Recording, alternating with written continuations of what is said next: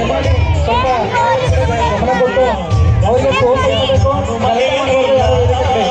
ನಮ್ಮ ಬಾಳಲಿ ಈ ರೀತಿ ನೋವಾಡಿದಲ್ಲ.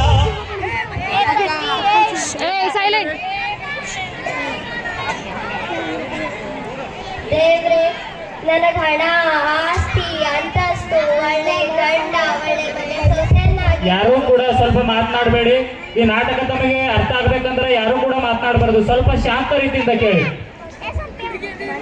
ದೇವ್ರೆ, ನನಗೆ ಹಣ, ಆಸ್ತಿ, ಅಂತಸ್ತು, ಒಳ್ಳೆ ಗಂಡ, ಒಳ್ಳೆ ಮನೆ ಸೊಸೆಯನ್ನಾಗಿ ಮಾಡಿದಿ. ಆದ್ರೆ ತಾಯ್ತನನೇ ಇದ್ದಂಗ್ ಮಾಡ್ದಿ ಅಲ್ಲ ದೇವ್ರೆ. ಎಂತಾದವ್ರ ಭಾಗ್ಯ ನಂದು, ಎಂತಾದವ್ರ ಭಾಗ್ಯ ನಂದು. ಯಾಕೆ ಅಳ್ತ ಇದೆಯಾ ರೀ? ನಂಗೆ ಅಮ್ಮ ಅಂತ ಕರೆಸಿಕೊಳ್ಳುವ ಆಸೆ ರೀ. ದಯವಿಟ್ಟು ನಾವು ಯಾವ್ದಾದ್ರು ಒಂದು ಮಗುವನ್ನು ದತ್ತು ತೆಗೆದುಕೊಳ್ಳೋಣ ರೀ.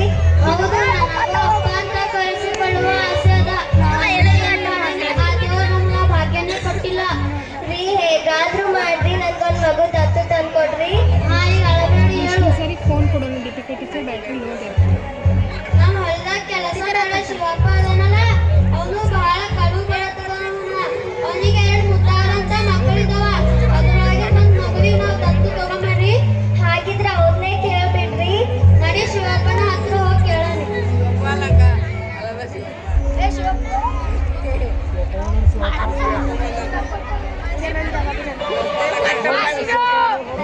ಸರ್, ಟೀಚರ್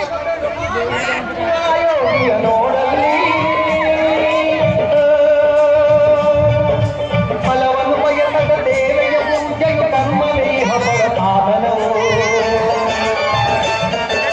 ಕಷ್ಟದೊಳಗವ ದುಡಿವನ ತ್ಯಾಗಿ ಸೃಷ್ಟಿ ನಿಯಮದೊಳಗವನಿಯ ಹೋಗಿ.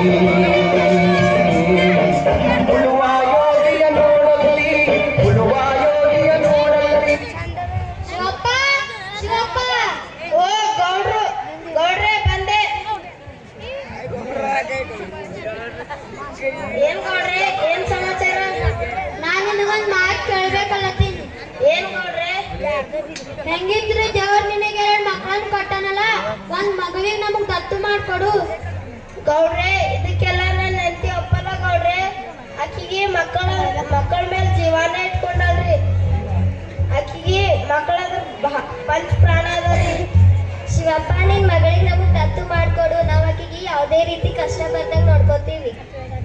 ಆದ್ರೂ ನೀವು ಇಷ್ಟು ಕೇಳ್ಕೊಳತ್ತೀರಲ್ಲ, ನನ್ನ ಹೆಂಡತಿಗೊಂದು ಮಾತು ಕೇಳ್ತೀವಿ. ಬರ್ರಿ ಗೌಡ್ರು.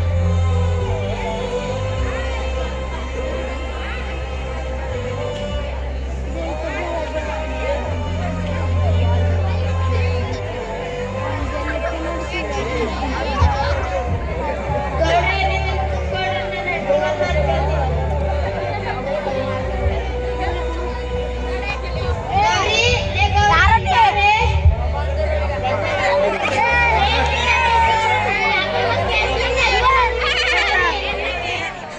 ಗೌಡ್ರಿ ಗೊತ್ತಿಗೆ ನಾವು ಹೊರಗೆ ಬಂದಿರು.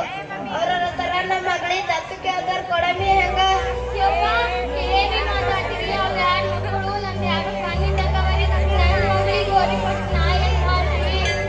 ನೋಡಿ, ನಮ್ಗಿರೋ ದರಿದ್ರ ಪರಿಸ್ಥಿತಿಗೆ ನಮ್ಮ ಮಗಳು ಬಲಿಯಾಗೋದು ಬೇಡ. ಅವಳಿಂದ 2 ದಿನ ಉಪಯೋಗ ಮಾಡೋದು. ಅವಳ ಪರಿಸ್ಥಿತಿ ಏನಾಗುತ್ತೆ ಅಂತ ಯೋಚನೆ ಮಾಡಿದ್ದೇನೆ. ಏನ್ರಿ ಮಾತಾಡ್ತಿದ್ದೀರಾ? ಅವಳು ನಮ್ಮ ಮಗಳು 9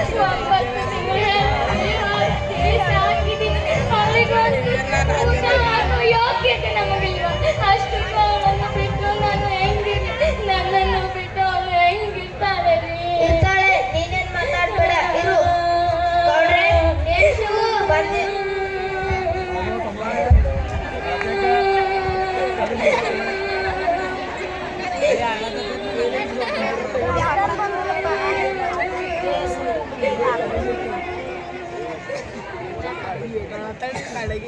ನೋಡವ, ನಿನ್ ಸಂತಾನಕ್ಕೆ ಅರ್ಥ ಆಗ್ತದ. ಆದ್ರೂ ನೀ ಏನ್ ಚಿಂತೆ ಮಾಡ್ಬೇಡ. ನಾವಕ್ಕಿನ ಚಲೋ ನೋಡ್ಕೋತೀವಿ.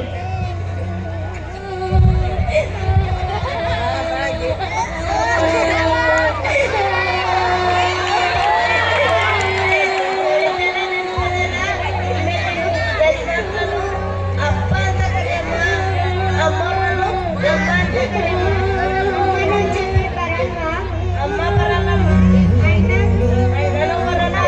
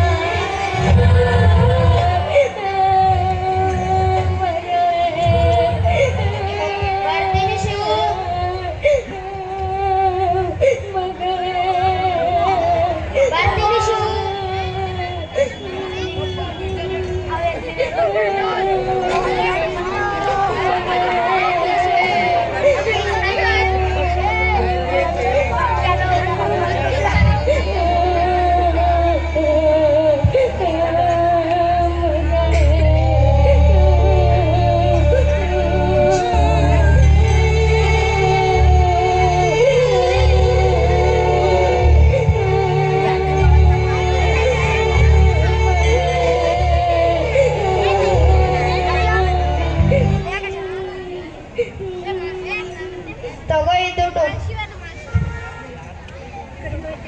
ರಕ್ತ ಕೊಟ್ಟು ಮಗಳಿಗೆ ಊಟ ಹಾಕ್ತೀನಲ್ವಲ್ವಿ, ಮಾರೇ ಬಿಟ್ರ ಯಾಕ್ರಿ ಹಿಂಗ್ ಮಾಡ್ರಿ? ತಾಯಿ ಮಗಳನ್ನ ಯಾಕ್ರಿ ದೂರ ಮಾಡ್ರಿ? ನಂಗೆ ನನ್ನ ಮಗಳು ಬೇಕು ರೀ, ನಂಗೆ ನನ್ನ ಮಗಳು ಬೇಕು ರೀ.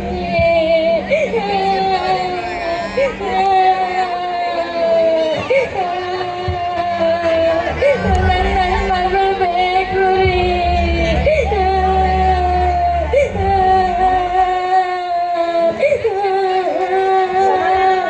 ಸಮಾಧಾನ ಮಾಡ್ಕೊ.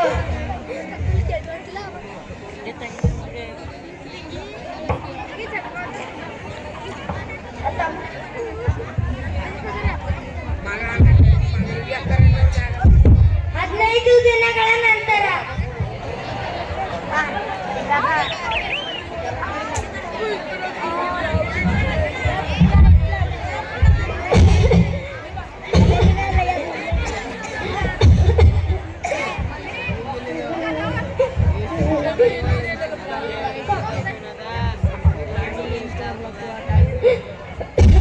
ನೀರ್ ತಗೋ ಅಮ್ಮ. ನೀರ್ ತಗೋ.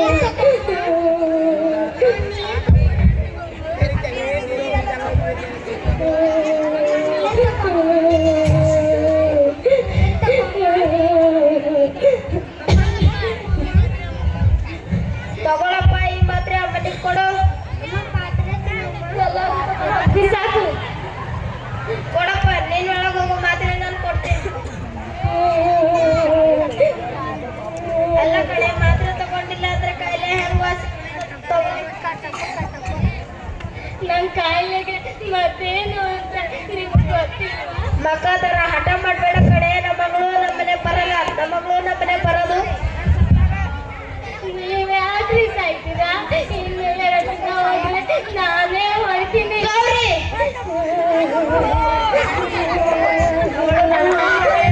ನನ್ಗೇನು ನೋವಿಲ್ವಾ? ಅವಳಲ್ಲಿ ಆರಾಮಾಗಿರ್ತಾಳೆ, ಅರ್ಥ ಮಾಡಿಕೋ. ಅವಳಿಗೆಲ್ಲ ಪ್ರೀತಿ ಮುಂದೆ ಏನು ನಿಲ್ಲಲ್ಲ ರೀ. ಅಷ್ಟಕ್ಕೂ ನಿನ್ನ ಹತ್ರ ಏನಿದೆ ಅಂತ ಬರ್ತಾಳೆ. ನಿಜ ರೀ, ನನ್ನ ಹತ್ರ ಏನೂ ಇಲ್ಲ, ಆದ್ರೆ ನನ್ನ ಪ್ರಾಣನೇ ಅವಳ ಹತ್ರ ಇದೆ ರೀ. ಇದೆಲ್ಲ ಮಾತಾಡೋಕೆ ಸರಿ ಕಡೆ. ಅವಳು ಚೆನ್ನಾಗಿರ್ಬೇಕಲ್ಲ, ನಮ್ಮನ್ನು ನಿಜವಾಗ್ಲೂ ಮರ್ತಿರ್ತಾಳೆ.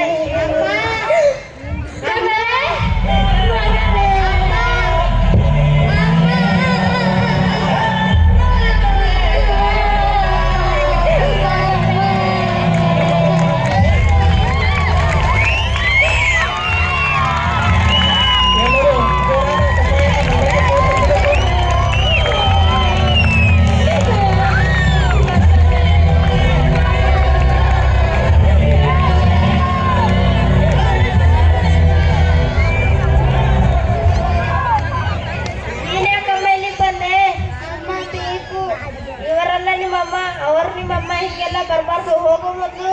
ಇಲ್ಲ, ಅವರೆಲ್ಲ ನಮ್ಮ ಅಪ್ಪ. ಇಲ್ಲ, ಅವರೆಲ್ಲ ನಮ್ಮ ಅಪ್ಪ.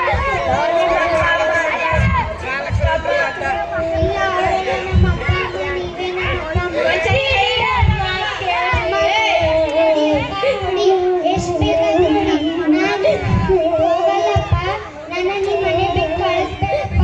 ನಿನ್ ಕೈ ಮುಗಿತೀನಿ, ನನ್ನಮ್ಮನ ದೂರ ಮಾಡ್ಬೇಡಪ್ಪ. ಮಗಳೇ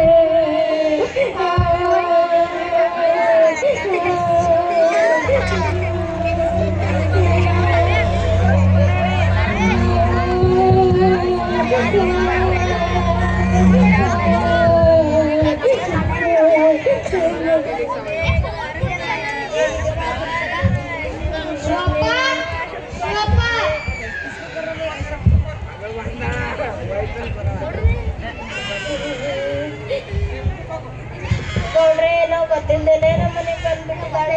ನಿಮ್ಮ ಬಗ್ಗೆ, ನಿಮ್ಮ ಮನೆ ಬಗ್ಗೆನೇ ಹೇಳ್ತಾ ಇದ್ದು ಗೌಡ್ರೆ. ಎಲ್ಲ ಬಹಳ ಚೆನ್ನಾಗಿ ನೋಡ್ಕೊತಾ ಇದ್ದಾರಂತೆ. ಆಕಿ ಬರ್ಲಿಲ್ಲಪ್ಪ, ನಾವು ಅವಳನ್ನ ಕರ್ಕೊಂಡು ಬಂದಿದ್ದೆ. ನನ್ನ ಕ್ಷಮಿಸ್ಬಿಡು ಶಿವಪ್ಪ. ದುಡ್ಡಿದ್ರ ಜಗತ್ತಿನೊಳಗ ಏನ್ ಬೇಕಾದ್ರೂ ಕೊಂಡ್ಕೋಬಹುದು ಅಂತ ದೊಡ್ಡ ಅಹಂಕಾರದೊಳಗಿದ್ದೆ. ಎಷ್ಟೇ ಕೋಟಿ ಇದ್ರ ಮಗಳ ಪ್ರೀತಿ ಪಡೆಯೋಕ್ಕಾಗಲಿಲ್ಲ. ತಾಯಿ ತನಗಿಂತ ಪ್ರೀತಿ ಯಾವುದೂ ಇಲ್ಲ.